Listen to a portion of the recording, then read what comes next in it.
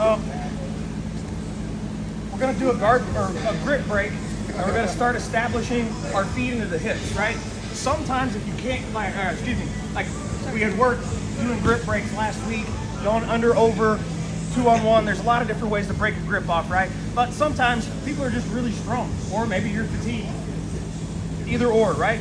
So instead, I'm gonna do double sleeve grips. I'm gonna come here, and I'm gonna get my feet to his hips. All right, if you're not flexible, you will have to shrimp a little bit, okay?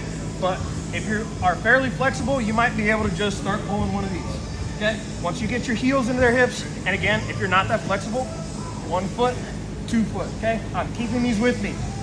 I have never seen anybody let me stretch them out once I get my feet in their hips. They almost always let go of the belt, okay? That's fine. I'm gonna assume at this point that I can start coming up, okay? If I can sit up and maintain these sleeves. Some of you guys are looking at me right now like, he's done this to me recently. Yes, I have. I've been working double sleeve a lot. So what I want you guys to do, we're gonna take 1 foot, I'm gonna drop it to the outside.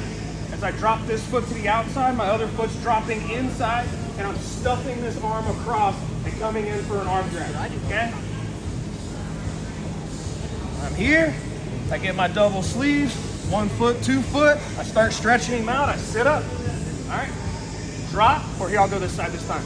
Drop, drop, my heels are gonna pull me to him. I'm not just like man, bear, pig trying to pull a human being up, like, what's that song? Can't move the rubber tree plant. I very unlikely I'm gonna uproot a human being off their base, right? So not only am I pulling him, I'm using my heel to bring myself to him and grabbing onto this tight weight.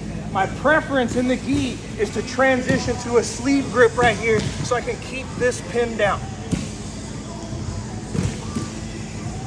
One more time. Sleeves, foot, foot, hip away, I'm up, drop, drop. I'm pulling me to him and him to me. Stuff through, my outside hand comes to the hip. Sleeve control, hip heist up. I've already got 1 hook set inside. Questions? All right, 1, 2, 3. All right, double sleeves, 1 foot, 2 foot. I'm stretching them out where I can sit up. Pull, come through, 1 foot out, 1 foot in. I pull myself through, and I'm up, okay? Now, when we think about taking the back as like a 4-point position, a lot of times we try to rush it. And I'm not trying to, like, I know you don't want them to like clamp down and get their knees to their elbows and stuff like that, but at the same time, they're still carrying your weight. If Jordan drops down like a ball right now, I can sit here. He's having to support me. It might be on skeletal structure, but he's still having to support my weight. So what I'm gonna do, especially if they're real tight in the ball like that, I'm just gonna do the best I can to try to get a lapel, okay? If I can get a lapel on both sides, even if it's down by the belly, that's enough, because I can start ratcheting it, right? I can start ratcheting it, now it's tied up into the armpit. From here, when I go to sit, I don't just wanna sit down and turn it, okay? That's a very high strength movement. I mean, like we were talking about a minute ago with that arm drag, it's easier to move me to him than him to me, right? So what I'm gonna do is as I sit, I'm gonna pull this, keeping his back tight to my chest. So I'm pulling this over like a horse rein so that I can start going to get my other hook inside. And if you hold on to these, I can sit here, count to 3. 1, 2, 3. I just got 4 points. And then for you guys that are competitors, the new IBJJF rules, 4-point positions no longer have a time limit.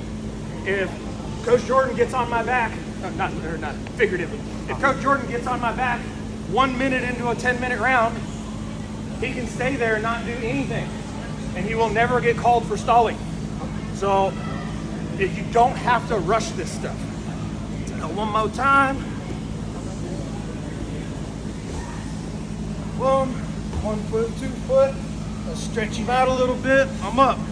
Foot drops out, foot drops in, I'm stuffing the arm across, catch, me to him and him to me, catch, catch, up, they ball up, boom, all right, crap. I can just, as long as I get a little bit of lapel, I can start ratcheting this up, okay? From here, clamping, pulling that lapel over, and I like shoving them down so that I can get a nice tight, like I call this the horse reins. I got the horse reins up under their arms. Super annoying. I can't really attack them, but I can hold them here for about as long as I wanted to. Right. Any questions on that one? All right. 1, 2, 3. In a position that looks kind of something like this, right? Where we've got 2 collars up underneath their armpits. Okay, so the finish, my judo coach, calls this Murder X. All right, I learned it from him a couple years ago, and this is my highest percentage finish from the back. Okay, so I need one arm to come over. One arm comes over, and as it comes over, I'm tugging this bottom collar down, but I don't want to like try to get thumb deep like this. It's not necessary for this choke, because I do want to get a reasonable grip like down on the chest, or close to the chest neck, but I don't want it to be threatening, because the more threatening it is, the harder it is the more they're going to try to fight it off, right? Okay, so from here, I'm going to lift my elbow, reach across, and grab another non-threatening grip, right? So I've tilted his head, I got my hand under, so this is my underhook hand is catching here.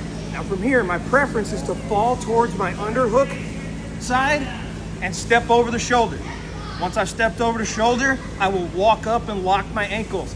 Coach, don't lock your ankles when you're on their back. It's only when it's close to their groin that you got to worry about an ankle lock, okay? Now to finish, I'm not squeezing.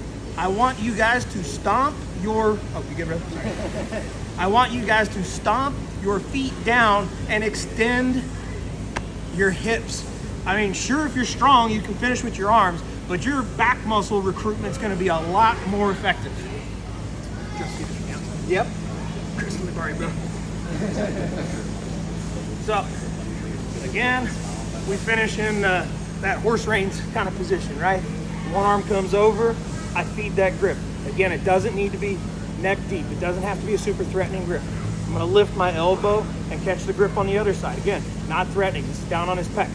I'm gonna roll towards my underhook side, step over the shoulder, use that to drive myself up, and then as we go to finish, I'm extending my hips way stronger, way more recruitment of muscle tissue. For you guys that don't have E-tops on, we went power half with you guys, and then we punched around and got to our Kimura trap. So a little different here. I want to go away from my underhook side. I'm going to go away from my underhook side. I'm talon gripping the back of the shoulder, and I'm pushing this hand down at the same time. All that happens in unison. I step over top of the elbow. Make sure it's over the elbow. If you just do the forearm and let go, he's going to pull his arm right out. So I got the hand, I push it down his body, I step over the elbow. Once I'm over the elbow, this is pretty stuck. I'm like doing a heel chop into his belly. From here, I like to punch, not literally punch, open hand, punch the back of the shoulder to get my palms together. Now, again, this is a hip extension. We can apply an arm squeeze, but way more recruitment of muscle tissue if we're doing a hip extension to pop their head off. All right, guys, any questions? Yes, sir. All right, 1, 2, 3.